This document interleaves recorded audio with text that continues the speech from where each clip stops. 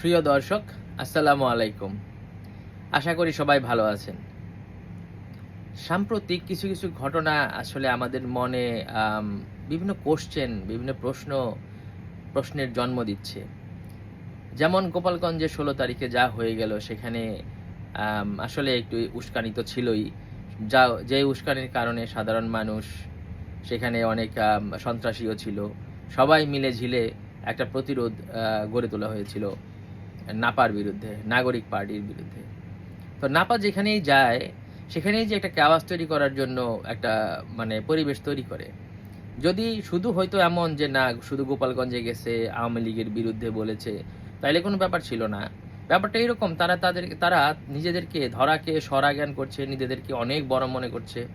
যার কারণে দেখা গেল যে ওইখানে যেয়ে তারা বক্তৃতা দিচ্ছে, তারা অনেক হামলার শিকার সকাল থেকেই হচ্ছিল। তারপরেও তারা গিয়েছে। তারা দেখাইতে চাইছে, তাদের হ্যাডম দেখাইতে চেয়েছে। তারা কাউকে যে ভয় পায় না সেটা বুঝাইতে চেয়েছে। Okay fine.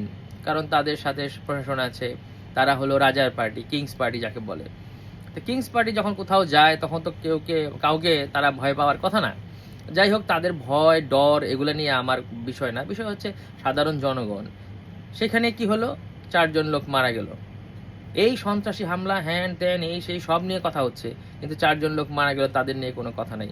তারপরেও ফাইন, তারা যেহেতু এগুলাকে নর্মাল মেনে নিয়েছে, তাহলে ঠিক আছে, অসুবিধা নাই, তাও মানলাম।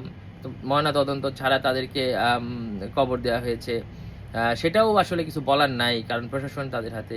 রাজার পার্টি, রাজা আর প্রজা দেরকে যে সম্পর্ক, সেটাই এখানে বজায় রাখা হচ্ছে।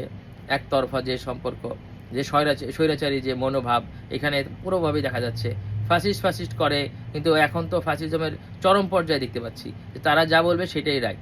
তারা অনুষ্ঠানের শেষ পর্যায়ে, যাই হোক, যে অনুষ্ঠান করেছে, ৬ জন লোক নিয়ে অনুষ্ঠান করেছে, তাতে কোনো প্রবলেম নাই। ২৫ জন নেতাকর্মী ছিল স্টেজে, তাতেও কোনো প্রবলেম নাই। অনেক জনসমাগম। মেসেজটা যে আমাদের কাছে আসতে পারছে, সেইটাই হলো বড় বিষয়। তারা কি মেসেজ দিতে চাইলো? তারা যে লং মার্চ বলেছিল, তারা যে আগে পদযাত্রা শুরু করছে, সমস্ত জেলায় জেলায় গেল পদযাত্রা নিয়ে, আর গোপালগঞ্জে গেল লং মার্চ নিয়ে, সেটা যে তাদের উদ্দেশ্য যে উস্কানি ছিল, ইনভাইটেশন ছিল যে আসো আমাদের কিছু করো, দেখি কিছু করতে পারো কিনা, আমাদের চুল একটা সোজা করতে পারো কিনা দেখি, বা বাঁকা করতে পারো কিনা দেখি, যে আমরা ডায়লগগুলো সবসময় দেখি, সেটা করার চেষ্টা করছিল। যে ইনভাইটেশন তারা করেছিল, এবং সাধারণ জনগণ তো আসলে অতটা বিচার বিবেচনা করে না, ইমোশন থেকে কাজ করে। তো জনগণ আর সঙ্গে কিছু খারাপ লোক মিলে ঝিলে তাদের ইনভাইটেশনে সেই ফাঁদে পা দিয়ে কি হলো? নিজেরাই মারা গেল। ৪ জন লোক মারা গেল। যেই মারক, এটা তো অবশ্যই নাপার দোষ। কারণ নাপা কেন গেল? নাপার কোনোভাবেই উচিত হয় নাই যে সকালবেলা পুলিশের গাড়ি ভেঙে দেওয়া হয়েছে, এই ইউএনওরও গাড়ি ভেঙে দেওয়া হয়েছে, পুলিশের গাড়িতে আগুন দেওয়া হয়েছে। এত কিছু পরে যে কিছু একটা হবে, সারাদিন আমরা দেখতে পাচ্ছিলাম টিভিতে ব্যারিকেড দেওয়া হচ্ছে, গাছ ফেলে ব্যারিকেড দেওয়া হচ্ছে। তারপরে কেন আপনারা ওইখানে যাবেন? তারপরে গেছেন, ওই যে বললাম, হ্যাডম দেখানোর জন্য গেলেন, তাও ঠিক আছে।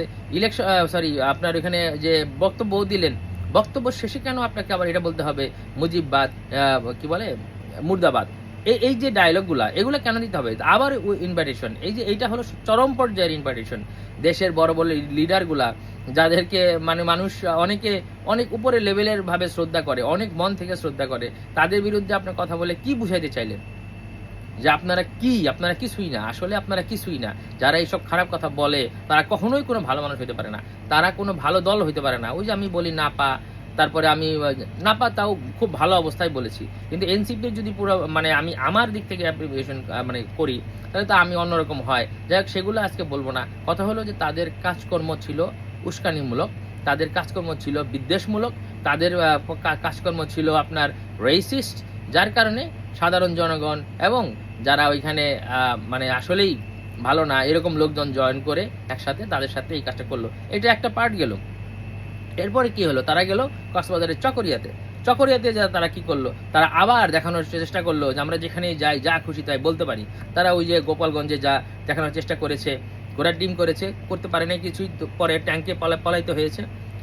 কিন্তু কত কপাল, তাদের কপাল কত ভালো যে চকরিয়াতে যে সালাউদ্দিনের বিরুদ্ধে বলে, এটা তো আসলে নাম ধরে বলার দরকার নাই, যে বলবেন কই নাম তো বলি নাই। নাম ধরে বলার দরকার নাই, আপনি যে কাম করেছেন তাতেই আমরা বুঝতে পারতেছি আপনি কার কথা বলতে চাচ্ছেন। আপনি তাদেরকে গডফাদার বলে আসতেছেন, তার এলাকায় যে আপনারা ওই যে আবার দেখানোর চেষ্টা করতেছেন আমাদের হ্যাডম আছে। এই যে কথাগুলা, এই যে কাজগুলো আপনারা করতেছেন, এটা কখনোই ভালো হবে না, কখনোই ভালো হবে না। আপনারা যে ভালো না তার প্রমাণ, আর এই ভালো কাজগুলা করতে পারবেন না সেটার প্রমাণ। আপনারা সমস্ত আপনাদের দোষগুলো ঢাকার চেষ্টা করতেছেন। এখন আপনারা আপনাদের উদ্দেশ্য আস্তে আস্তে বেরোয় আসতেছে।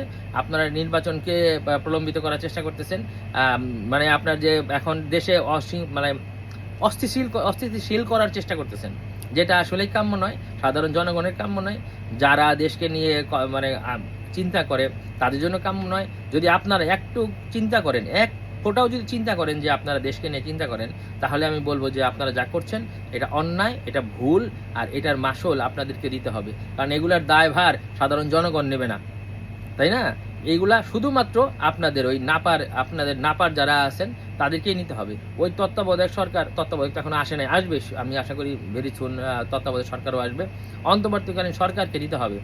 হ্যাঁ, আর আইন শৃঙ্খলা বাহিনীরে আসলে দোষ দিয়ে লাভ নাই। তারা তো আসলে কাজ করে জনগণের জন্য, যখন যেখানে লাগে সরকার যখন যারে বলে, আগেও দেখেছি, এখন তা পাই টু পাই দেখছি। এখন সেনাবাহিনীও গুলি করে। আমাদের সেনাবাহিনীর ভাইদের বলবো, প্লিজ যেভাবে মানুষকে রক্ষা করেছিলেন জুলাই 24-এ, সেইভাবে সব সময় সারা জীবন দেশের প্রত্যেকটা মানুষকে, সে যেই হোক, ভালো হোক খারাপ হোক, সবাইকে রক্ষা করবেন। এটাই থাকবে কামনা। ইনশাআল্লাহ ইন ফিউচার আরও কথা বলবো। আজকে অনেক বেশি এক্সাইটেড, আজকে বেশি কিছু বলতে চাচ্ছি না। এক্সাইটেড শুধু না, মানে আপনার এই এক্সাইটেডটা ডিফারেন্ট এক্সাইটেড, মনটা খারাপ যে দেশে এক বলতেছি, এক করতেছি আর এক।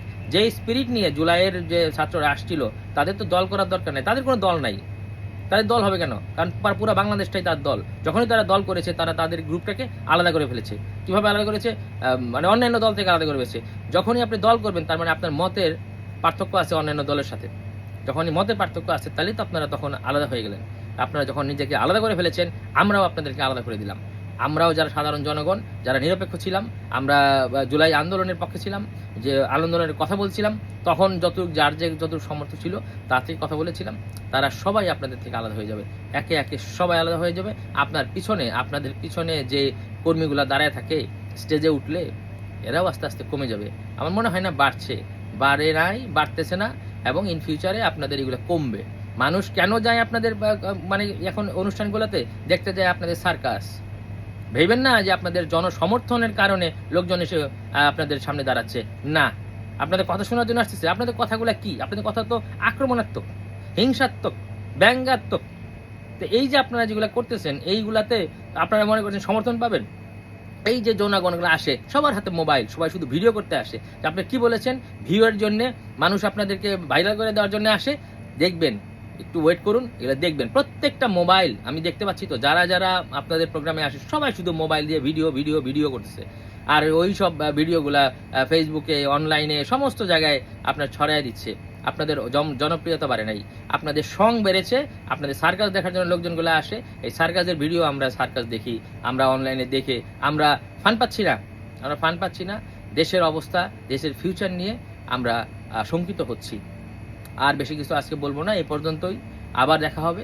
দেশকে ভালোবাসুন, দেশের মানুষের জন্য কাজ করুন, এইটুকুই চাওয়া। ধন্যবাদ সবাইকে, ভালো থাকবেন সবাই।